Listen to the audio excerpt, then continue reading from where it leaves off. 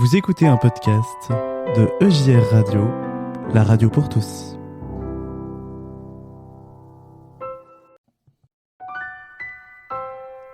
Vous écoutez un podcast de EJR Radio, la radio pour tous. Let It Be, le festival protestant de musique, en direct de Nîmes.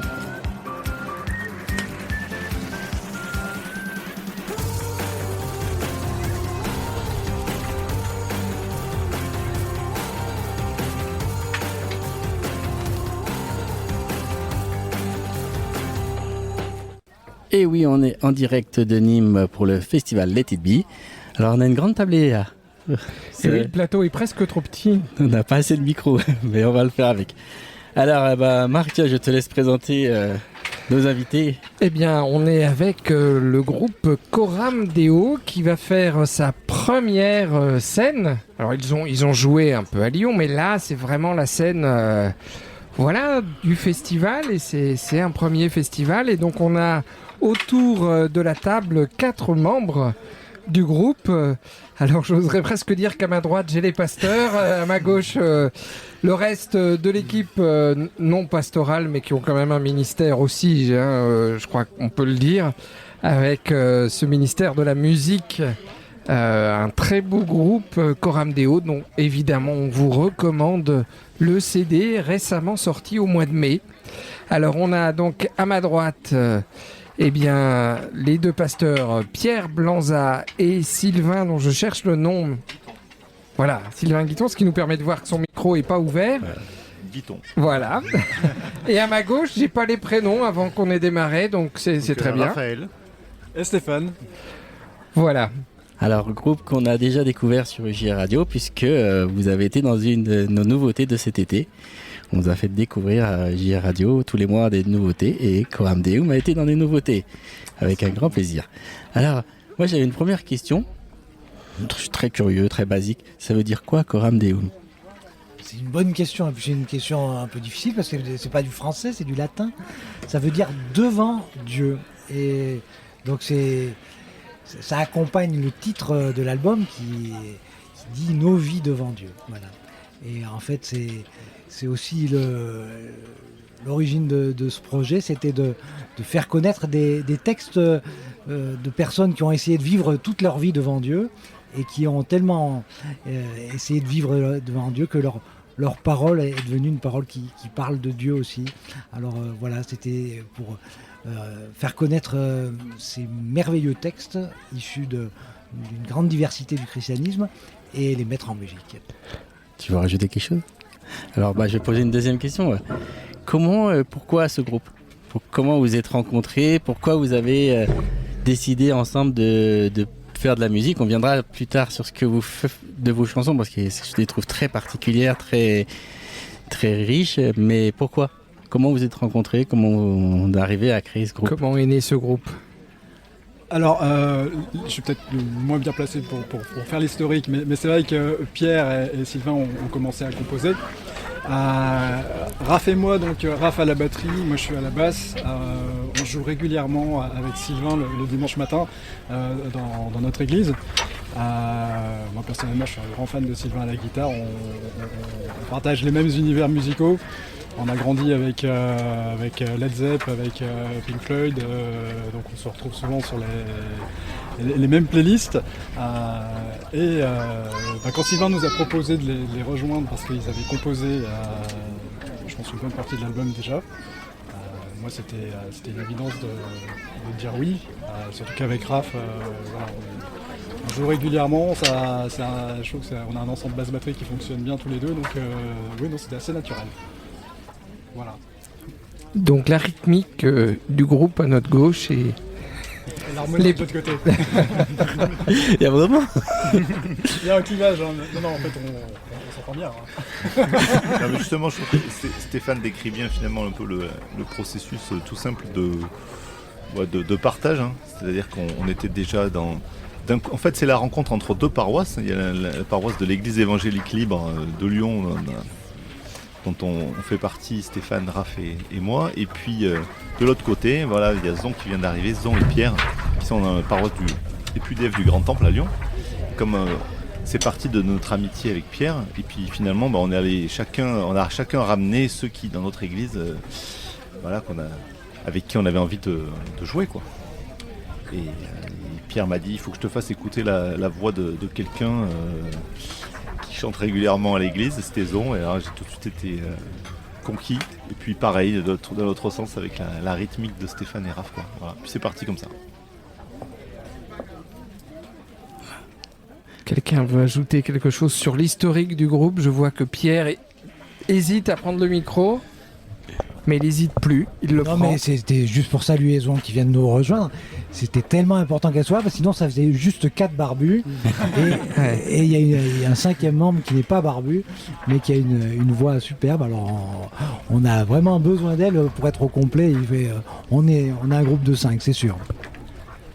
Oui, parce que les 4 barbus, c'est pas tout à fait le même groupe. Hein. Ah, mais là, elle est pas assez longue. Ça fait partie des influences communes aussi. Alors, vas-y, excuse-moi. Oui. Bonjour, merci pour... Bonjour, alors merci à votre patience. Je suis très contente d'être fait partie du groupe Coram Deo pour ce projet. Et Sylvain vous a raconté un peu comment c'est passé, comment j'ai la chance de joindre ce groupe. Et personnellement, il y a beaucoup de choses qui m'ont touché aussi pendant les mois qu'on a aussi fait des répétitions pour ces chants-là. Ça montre vraiment un gros travail de Pierre, de Sylvain et aussi Raphaël et Stéphane. Ils font des choses vraiment merveilleuses. Et moi, je suis très heureuse de contribuer à ce projet, de m'apporter quelque chose plutôt particulière avec la voix féminine. Et je vous invite à découvrir aussi notre projet. Oui, si vous avez l'occasion. Je veux dire justement saluer vraiment le travail et le courage de Zon qui est donc vietnamienne d'origine. Et qui est rentré dans ces textes en français dans un très très riche. Il y a beaucoup de mots, il y a beaucoup de textes, beaucoup de vocabulaire. Et elle a fait ça avec, je trouve, avec un talent incroyable. Donc chapeau, moi si j'avais dû faire ça dans l'autre sens, je ne sais pas ce que ça aurait donné.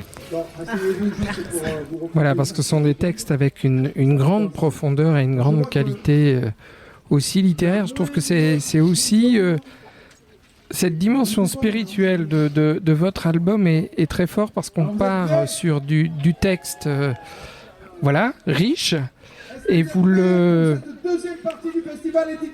partagez avec cette qualité musicale et ces influences que vous avez évoquées au début là, Led Zepp et d'autres qui effectivement viennent donner une couleur, une rythmique, un phrasé aussi sur... on sort là de chez Smile qui avait son phrasé, mais c'est encore un autre phrasé, mais c'est vrai que ça donne du relief à la profondeur de tous ces textes, qui était un gros défi.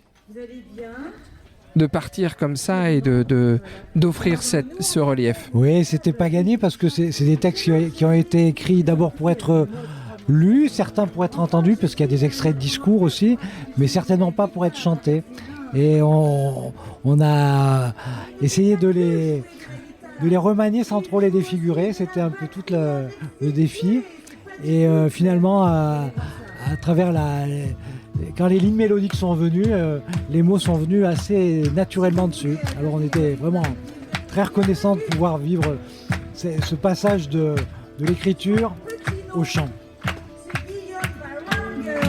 Tu voulais ajouter quelque chose ? Non, Alors il y a le concert qui commence sur la grande scène, donc on va de moins en moins s'entendre. Mais moi j'avais quand même une question. Pourquoi ce choix de prendre des textes de personnes connues, de prendre des personnes comme Martin Luther King, comme Mère Teresa, tout ça. Pourquoi ce choix de prendre ces personnages-là dans vos chansons? En fait, au départ, c'est eux qui, c'est ces textes-là qui sont à l'origine du projet en fait. C'est-à-dire que on s'est rendu compte avec Pierre qu'il y avait des textes qui nourrissaient notre vie spirituelle et finalement qui nourrissaient nos vies.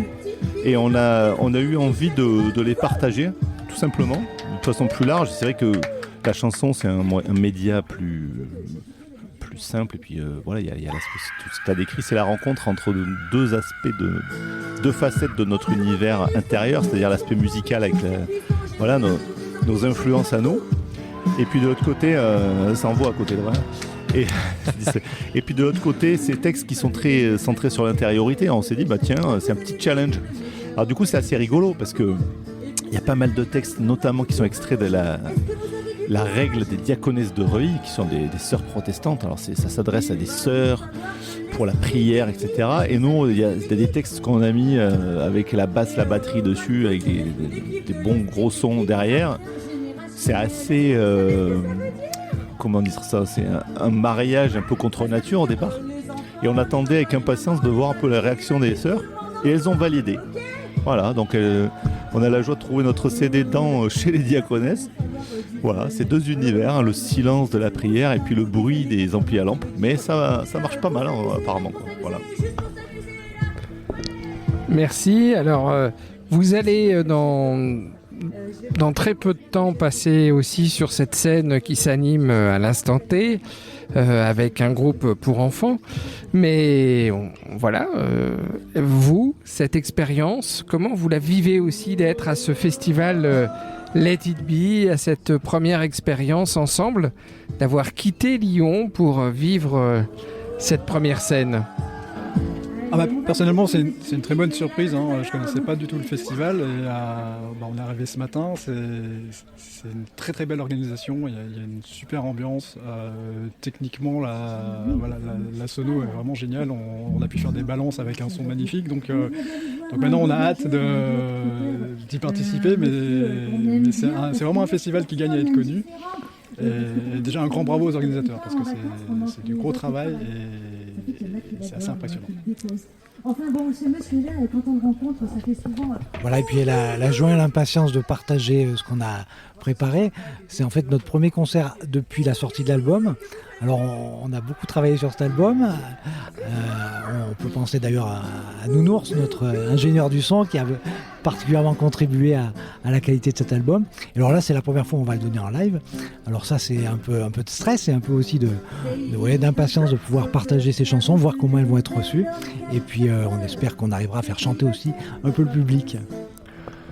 En tous les cas, ce matin au Balance, nous qui connaissions l'album, on avait vraiment envie de chanter avec vous. Hein, donc, je vous rassure, on attend aussi avec impatience ce moment. On était déçus que chaque fois que vous arrêtiez, parce que nous, on avait commencé à prendre les petits mots, les deux, trois mots. Du coup, je sais que il n'y a pas l'image, mais j'espère en tout cas qu'on vous verra devant, déchaîné. Voilà, c'est un petit défi là. Rendez-vous dans quelques minutes. Alors Sylvain, hier soir, tu me disais des phrases très sympas justement sur l'ambiance du festival hier soir. Ouais. Est-ce qu'il y a des choses que tu veux partager avec les auditeurs pour qu'ils réalisent ce qu'ils ont manqué hier soir? Ah oui, je pense qu'il y a de quoi les faire vraiment cultiver les remords. Non, c'est vraiment un très beau festival, je suis d'accord avec Stéphane, une belle surprise. Ce que j'apprécie particulièrement, c'est l'aspect vraiment décontracté, familial, avec une grande qualité derrière. C'est-à-dire que on se sent à l'aise de discuter, d'échanger. Il y a des stands, il y a des acteurs de différents horizons. Je passais la journée à échanger à droite à gauche, c'était très chouette. Et en même temps, derrière, la logistique, l'organisation, le son, c'est top quoi. Donc franchement, c'est un alliage qui n'est pas évident, le côté décontracté et sérieux. Donc voilà, puis hier soir, c'est vrai que Eric, l'organisateur, un des organisateurs, nous a fait une soirée feu de camp avec son groupe qui était très très sympa. Et je me suis dit, allez, ça me met à l'aise, on va y aller un peu plus décontracté sur la scène. Voilà, une belle ambiance familiale hier soir. Voilà, malgré, je dirais, la concurrence que nous avions du rugby.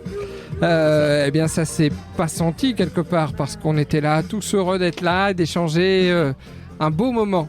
Voilà, où ça dansait. Je dirais pas qui j'ai vu danser hier soir. Enfin voilà, Peut-être je veux aussi rajouter un tout petit peu, c'est que je suis venue en famille avec mon mari et aussi un bébé et on apprécie beaucoup. Il y a plusieurs stands, y compris aussi le stand pour bébé.